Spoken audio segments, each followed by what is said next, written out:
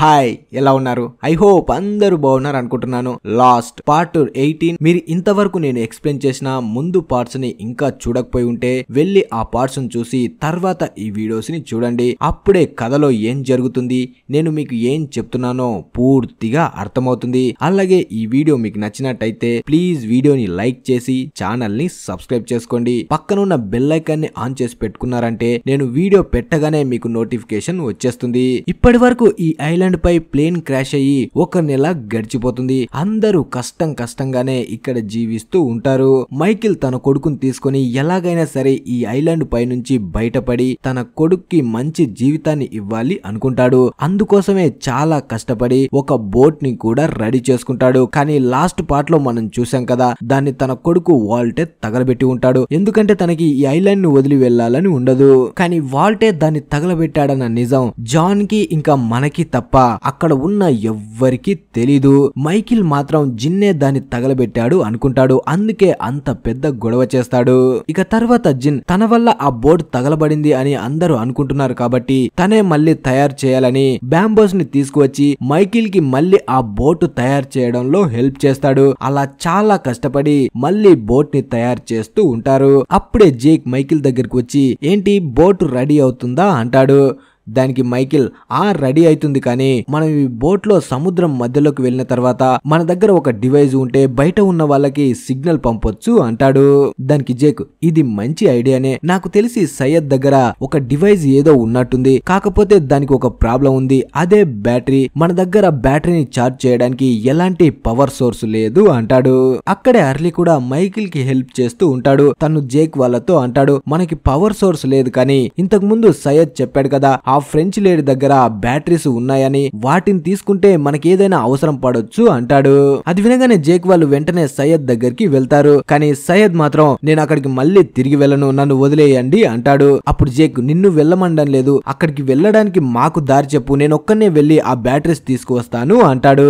దానికి సయ్యద్ చూడు జేక్, నువ్వు అక్కడికి వెళ్ళడం చాలా ప్రమాదం, ఎందుకంటే ఆ లేడీ చాలా ఖతర్నాక్ అయింది. అలాగే నేను తిరిగి వస్తున్నప్పుడు నాకు గాయం అవడం వల్ల నాకు కొంచెం మాత్రమే గుర్తుంది, సరిగ్గా అక్కడికి వెళ్ళడానికి దారే గుర్తు లేదు అంటాడు. లేదు ఎలా పడితే అలా వెళ్తాను అంటే అది ఇంకా ప్రమాదం, ప్రతి చోట అక్కడ ట్రాప్స్ ని ఏర్పాటు చేశారు, నువ్వు వెళ్ళావంటే ఆ ట్రాప్స్ లో ఇరుక్కొని చనిపోతావు అంటాడు.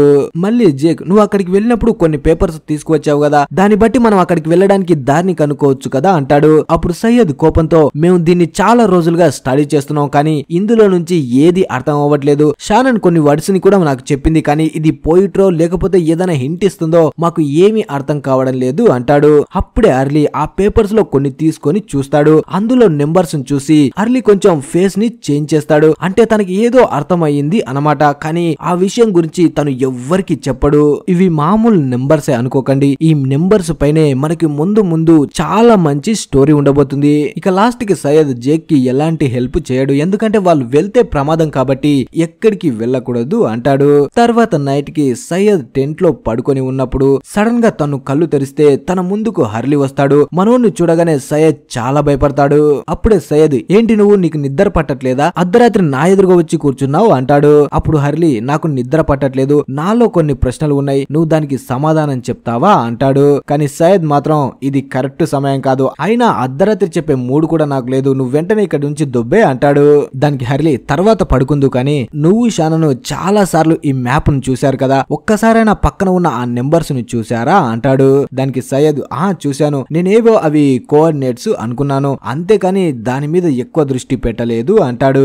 అప్పుడు హర్లీ నువ్వు ఆ ఫ్రెంచ్ లేడీ దగ్గరికి వెళ్తున్నప్పుడు సముద్రం అంచనానికి ఒక వైర్ కనిపించిందని చెప్పావు కదా, అది ఏంటి, ఎలా వర్క్ అవుతుంది అంటాడు. దానికి సయ్యద్ ఆ వైర్ ని పట్టుకొని నేను వెతుకుతూ ముందుకు వెళ్ళినప్పుడే ట్రాప్ లో ఇరుక్కున్నాను, అయినా సరే నువ్వు ఆ ఫ్రెంచ్ లేడీ రోసో గురించి ఎందుకంత ఆలోచిస్తున్నావు అంటాడు.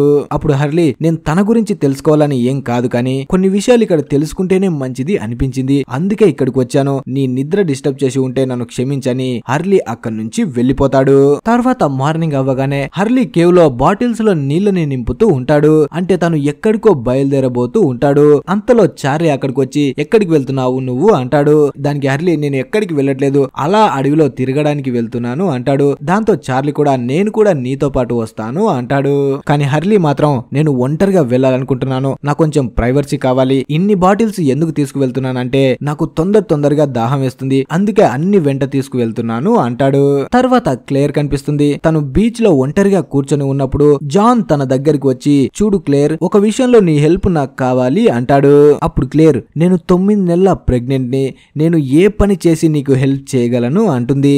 దానికి జాన్, నువ్వు పెద్ద పనేం చేయక్కర్లేదు, చిన్న పనే, నేను ఒక దాన్ని తయారు చేస్తున్నాను, అందులో నీ సహాయం కావాలి అంటాడు. దానికి క్లేర్, నువ్వేం తయారు చేస్తున్నావు అంటుంది. కానీ జాన్ మాత్రం ఏమీ చెప్పకుండా క్లేర్ ని తీసుకొని అడవిలోకి వెళ్తాడు. తర్వాత సయ్యద్ కనిపిస్తాడు. తను కోపంతో జేక్ దగ్గరికి వచ్చి, నా వస్తువులు మొత్తం ఎక్కడికి వెళ్ళాయి అంటాడు.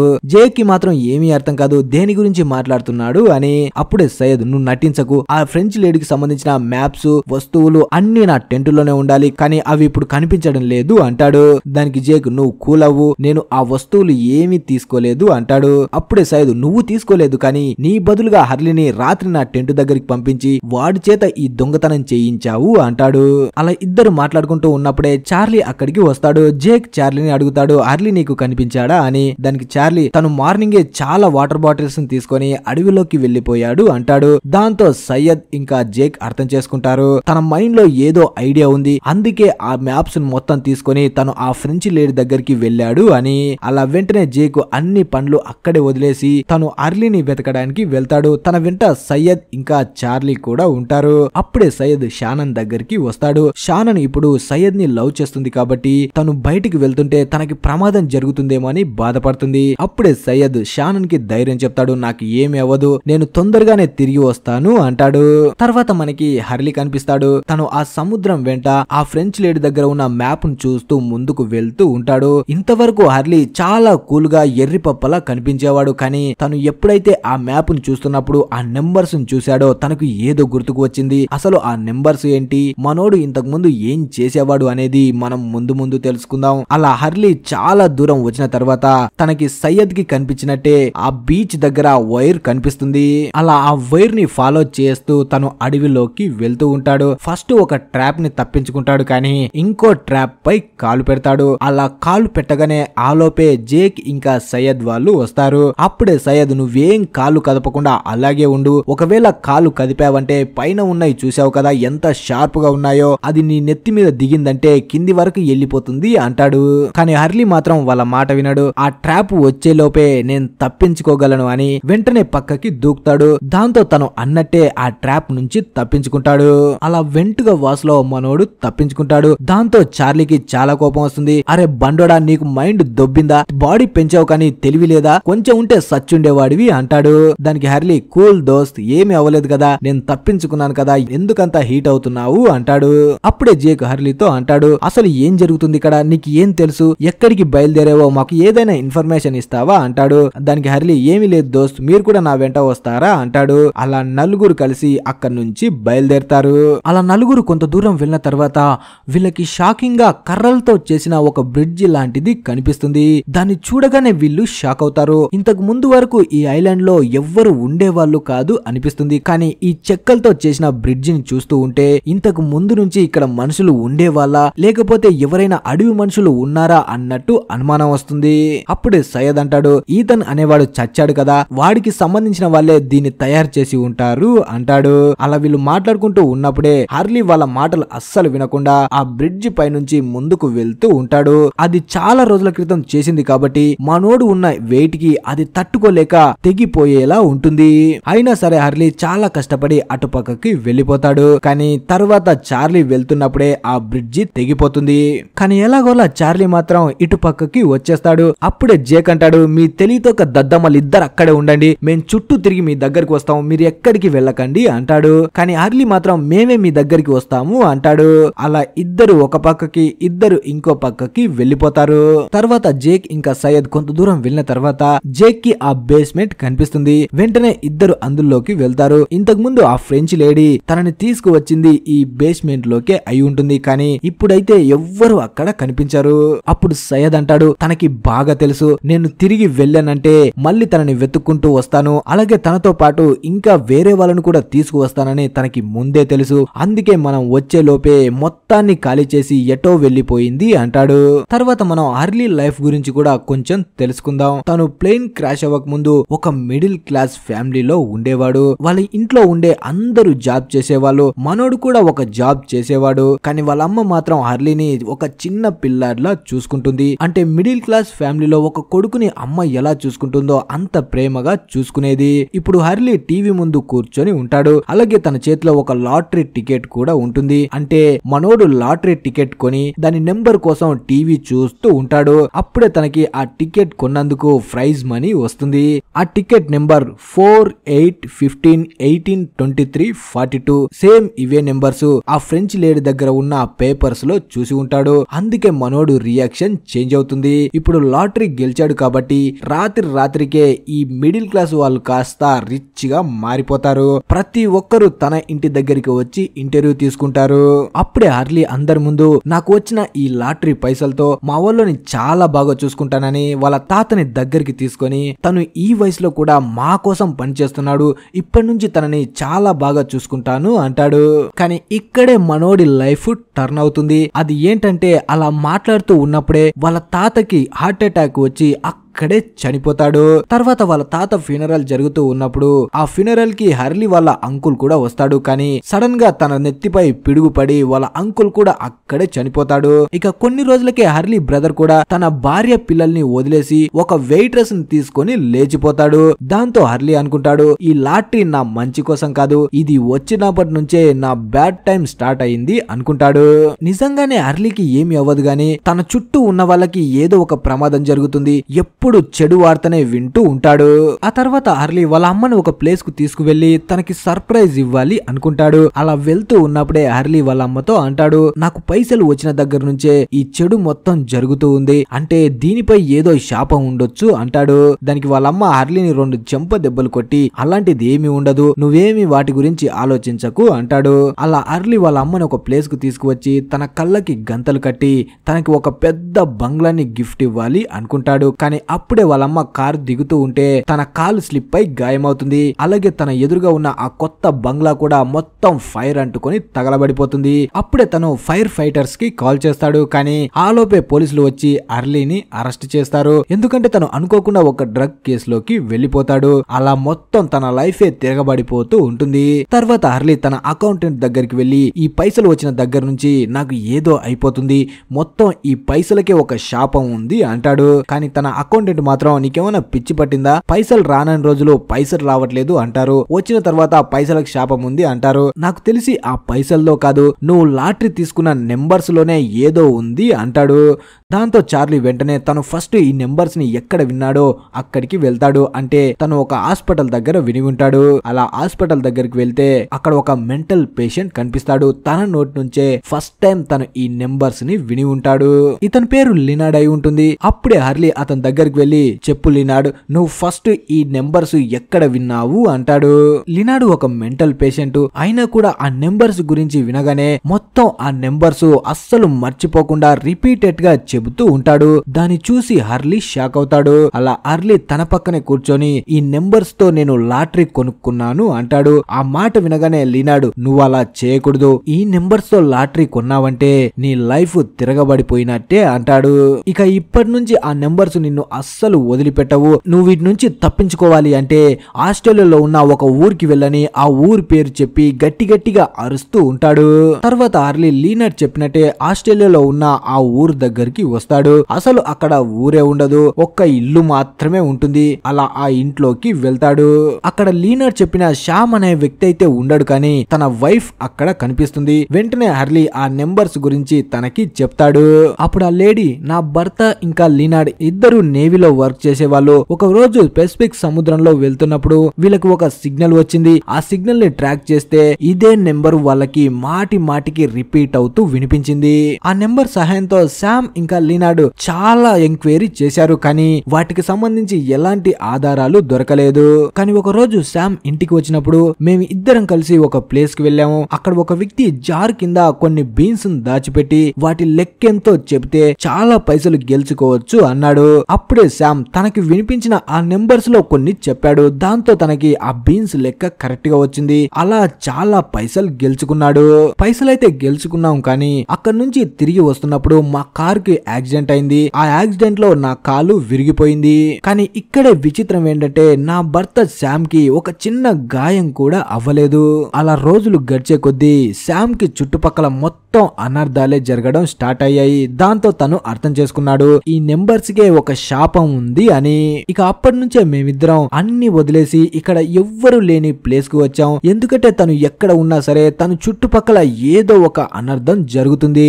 అదంతా విన్న తర్వాత హర్లీ షాక్ అవుతాడు. అలాగే తనతో అంటాడు, మీరు ఎవ్వరు లేని ఈ ప్లేస్ కు వచ్చిన తర్వాత ఆ నెంబర్ శామ్ ని వదిలేసి వెళ్లిపోయిందా అంటాడు. అప్పుడు ఆ లేడీ ఒక రోజు శామ్ తనని తాను షూట్ చేసుకుని చనిపోయాడు. అంటే అప్పటి నుంచే ఈ నెంబర్ వదిలేసింది. తన దగ్గర ఎలాంటి ఆప్షన్ లేదు. తన వల్ల ఎదుటి వాళ్ళు బాధపడుతున్నారని తనని తాను చంపుకున్నాడు అంటుంది. అలా అప్పటి నుంచే హర్లీకి ఈ నంబర్స్ వల్లే నా జీవితం మారిపోయింది అనుకుంటాడు. ఒకవేళ తన వల్లే ఈ ప్లేన్ కూడా క్రాష్ అయ్యిందేమో. ఎందుకంటే తనకి ఏమీ అవ్వలేదు కాబట్టి తన చుట్టుపక్కల ఉన్న వాళ్ళకి మాత్రమే ఈ శాపం వర్తిస్తుంది అన్నమాట.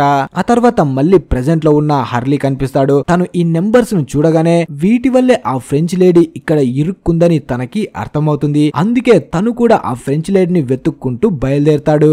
అంటే నేవీలో పనిచేస్తున్న శామ్ వాళ్ళకి ఇక్కడి నుంచే ఈ నెంబర్ గురించి సిగ్నల్ వెళ్లి ఉంటుంది. దాని వల్లనే మొత్తం ఇన్ని అనర్థాలు జరుగుతున్నాయని తను అర్థం చేసుకుంటాడు. అప్పుడే హర్లీ ఇంకా చార్లీ ఇద్దరు మాట్లాడుకుంటూ ఉన్నప్పుడే సడన్ గా గన్ సౌండ్ వినిపిస్తుంది. వెంటనే ఇద్దరు అక్కడి నుంచి పారిపోతారు. అలా హర్లీ పరిగెడుతూ ఉన్నప్పుడే సడన్ గా తన ముందుకి ఆ ఫ్రెంచ్ లేడీ రోసో వస్తుంది. తనని చూడగానే హర్లీ, నువ్వే కదా సయ్యద్ ని టార్చర్ పెట్టింది అంటాడు. అప్పుడే హర్లీ తన జేబులో ఉన్న ఆ పేపర్స్ ని తీసి అందులో ఉన్న నెంబర్స్ ని ఆ లేడీకి చూపిస్తూ, ఈ నెంబర్స్ నీకెలా తెలుసు, అసలు ఇవి ఎక్కడి నుంచి ఎవరు చెప్పారు అంటాడు. దానికి ఆ లేడీ, నాకు ఏమీ తెలీదు అంటుంది. ఆ మాట వినగానే హర్లీకి పిచ్చ కోపం వస్తుంది. నువ్వేమన్నా మజాక్ చేస్తున్నావా? ఎవరు కావాలని ఈ అడవిలోకి రారు. ఈ అడవిలో ఏదో ఉంది, కావాలని మనని భయపెడుతుంది. అయినా కూడా నేను ధైర్యం చేసి ఇక్కడికి వచ్చానంటే నాకు ఈ నెంబర్స్ గురించి తెలుసుకోవాలని ఉంది కాబట్టే వచ్చాను అంటాడు. అప్పుడే రోసో అంటుంది, 18 సంవత్సరాల క్రితం మా షిప్ పైన కూడా ఇదే సిగ్నల్ వచ్చింది. అందులో కూడా ఇదే నెంబర్స్ గురించి చెబుతున్నారు. దాన్ని వెతుక్కుంటూ వస్తూ ఉన్నప్పుడే మా షిప్ ఒక తుఫాన్ లో ఇరుక్కుపోయింది. అలా ఆ తుఫాన్ కారణంగా మా దారి మారిపోయింది. మా పడవ మొత్తం మునిగిపోయింది. నేను నా టీం మాత్రం తప్పించుకొని ఈ ఐలాండ్ పైకి వచ్చాము. ఆ సిగ్నల్ లో ఈ నంబరే మాటి మాటికి మాకు వినిపించేది. అలా ఈ ఐలాండ్ పైకి వచ్చిన తర్వాత మేము మొత్తం వెతుకుతూ ఉన్నప్పుడే మాకు ఈ ఐలాండ్ పైన ఒక రేడియో స్టేషన్ కనిపించింది అంటుంది. ఆ మాట వినగానే హర్లీ షాక్ అవుతాడు. ఏంటి, ఈ ఐలాండ్ పైన ఒక రేడియో టవర్ కూడా ఉందా అని. దానికి రోసో, బ్లాక్ రాక్ కి కొంచెం ముందే ఈ టవర్ ఉంది. ఇక్కడికి వచ్చిన తర్వాత నా టీమ్ లో ఉన్న చాలా మంది ఈ నెంబర్స్ ఏంటో కనుక్కోవడానికి చాలా ట్రై చేశారు. అలా నెంబర్స్ గురించి తెలుసుకోవడానికి ట్రై చేసిన నా టీం మొత్తం చనిపోయారు. చివరికి నేను మాత్రమే మిగిలాను. నేను ఎలాగోలా ట్రై చేసి ఆ స్టేషన్ దగ్గరికి వెళ్లి అందులో ఉన్న ఈ నెంబర్ ట్రాన్స్మిషన్ ని మార్చేశాను. నాకు సంబంధించిన మెసేజ్ ని రికార్డ్ చేశాను. అలా అప్పటి నుంచి నేను రికార్డ్ చేసిన మెసేజే 18 సంవత్సరాలుగా రిపీట్ అవుతుంది అంటుంది. అప్పుడే హర్లీ, మరి ఈ నెంబర్స్ గురించి మీరేం తెలుసుకున్నారు? ఈ నెంబర్స్ కి పవర్స్ ఎక్కడి నుంచి వచ్చాయి అంటాడు. ఆ మాట వినగానే రోసో కూడా షాక్ అవుతుంది. నెంబర్స్ కి పవర్స్ రావడం ఏంటి అంటుంది. దానికి హర్లీ, నిజంగానే ఈ నెంబర్స్ కి శాపం ఉంది. దీని కారణంగానే మా లైఫ్ తిరగబడిపోయింది. ఈ నెంబర్స్ ని ఎవరైతే ఉపయోగిస్తారో వాళ్ళ చుట్టుపక్కల ఉన్న అన్నిటినీ కోల్పోతారు అంటాడు. ఆ మాట వినగానే రోసో ఏమీ మాట్లాడకుండా కొంతసేపు అలాగే ఉండి మళ్ళీ హర్లీతో అంటుంది, ఈ నెంబర్స్ ని ఎప్పుడైతే నేను విన్నానో అప్పటి నుంచి నా లైఫ్ లో చెడు జరగడం స్టార్ట్ అయ్యింది. ఫస్ట్ మా షిప్ మునిగిపోయింది. తర్వాత నా టీమ్ లో ఉన్న వాళ్ళే ఒక్కరొక్కరుగా చనిపోతూ నేను ఒంటరిగా మిగిలిపోయాను అంటుంది. అంటే నువ్వు చెప్పేది కరెక్టే, ఈ నెంబర్స్ కి ఖచ్చితంగా శాపం ఉంది అంటుంది. అలా హర్లీ కూడా గట్టిగా ఏడవడం స్టార్ట్ చేస్తాడు. ఎందుకంటే తన లైఫ్ మారుతుందని ఉపయోగించిన నెంబర్స్ తన జీవితాన్ని నాశనం చేశాయి అని. అలా రోసోని కూడా హక్ చేసుకుంటాడు. అంటే ఇద్దరి జీవితాలు ఒక్క నెంబర్ వల్లే ఇలా మారిపోయాయి కాబట్టి. తర్వాత చార్లీ కనిపిస్తాడు. తను పరిగెట్టుకుంటూ జేక్ వాళ్ళ దగ్గరికి వస్తాడు. జేక్ వాళ్ళు హర్లీ గురించి అడుగుతాడు. అప్పుడు చార్లీ, మాపై ఎవరో షూట్ చేశారు, నేను పారిపోయి వచ్చాను, హర్లీ వెనకనే ఉండిపోయాడు అంటాడు. దాంతో ముగ్గురు కలిసి మళ్ళీ హర్లీ కోసం వెళ్తారు. అలా వీళ్ళు బయలుదేరుతూ ఉన్నప్పుడే సడన్ గా వెనక నుంచి హర్లీ వస్తాడు. అంటే తను ఆల్రెడీ ఆ లేడీతో మాట్లాడి తన దగ్గర బ్యాటరీ కూడా తీసుకొని వచ్చి ఉంటాడు. అసలు ఏం జరుగుతుందో జేక్ వాళ్ళకి ఏమీ అర్థం కాదు. మనం చేయలేని పని హర్లీ ఎలా చేశాడు అనుకుంటారు. ఆ తర్వాత అందరూ బీచ్ దగ్గరికి తిరిగి వస్తారు. తర్వాత క్లేర్ ఇంకా జాన్ కనిపిస్తారు. జాన్ ఏదో ట్రాప్ ని తయారు చేస్తూ ఉంటాడు. తనకి క్లేర్ హెల్ప్ చేస్తుంది. అప్పుడే క్లేర్, ఈ రోజు నా బర్త్డే అంటుంది. ఆ మాట వినగానే జాన్ షాక్ అవుతాడు. ఈ విషయం గురించి అందరికీ ఎందుకు చెప్పలేదు అంటాడు. దానికి క్లేర్ చెప్పినా ఏముందిలే, ఎవరు మాత్రం ఏం చేస్తారు అంటుంది. అలా జాన్ కొంతసేపటికి తను తయారు చేసింది మొత్తం కంప్లీట్ చేసి దాని క్లేర్ ముందు ఉంచుతాడు. నిజానికి తను తయారు చేసింది ట్రాప్ కాదు, బేబీ ఊయల్ ని తయారు చేసి ఉంటాడు.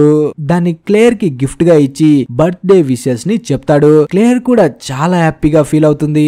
తర్వాత అర్లీ ఇంకా చార్లీ మాట్లాడుకుంటూ ఉంటారు. అప్పుడే చార్లీ తను ఇంతకు ముందు డ్రగ్ కి అడిక్ట్ అయిన వాణ్ణి అని తన సీక్రెట్ ని అర్లీకి చెప్పి నీ సీక్రెట్ ఏదైనా ఉంటే చెప్పు అంటాడు. కానీ అర్లీ మాత్రం ఏమీ మాట్లాడు, ఎందుకంటే తను ఏం చెప్పినా ఎవ్వరు నమ్మరు కాబట్టి. కానీ ఏదో ఒకటి చెప్దామని నేను అమెరికాలో 20 కోట్లకు అధిపతిని అంటాడు.